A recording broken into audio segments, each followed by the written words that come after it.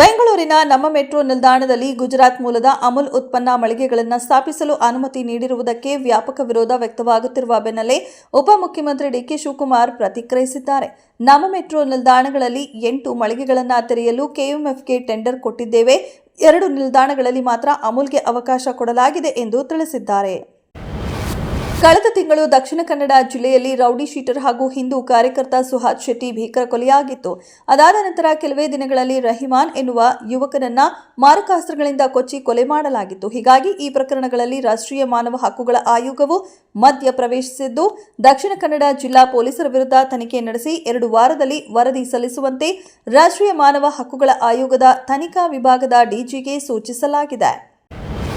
ರಾಯಚೂರು ಜಿಲ್ಲೆಯ ಮಾನ್ವಿ ಪಟ್ಟಣದ ಮೈನುದ್ದೀನ್ ಎಂಬುವವರು ಗೋಲ್ಡ್ ಸುರೇಶ್ ವಿರುದ್ಧ ಗಂಭೀರ ಆರೋಪವೊಂದನ್ನ ಮಾಡಿದ್ದಾರೆ. ಸುರೇಶ್ ಅವರು ಕೇಬಲ್ ಚಾನೆಲ್ ಸೆಟಪ್ ಮಾಡುವುದಾಗಿ ಹೇಳಿದ್ರು. ಬರೋಬ್ಬರಿ 14 ಲಕ್ಷಕ್ಕೆ ಒಪ್ಪಂದ ಆಗಿತ್ತು. ಅಲ್ಲದೆ ಸುರೇಶ್ 4 ಲಕ್ಷ ರೂಪಾಯಿ ಮುಂಗಡ ಪಡೆದಿದ್ರು. ಆ ಬಳಿಕ ಹಂತ ಹಂತವಾಗಿ 7 ಲಕ್ಷ ರೂಪಾಯಿನ ಸುರೇಶ್ಗೆ ಮೈನುದ್ದೀನ್ ನೀಡಿದ್ರು.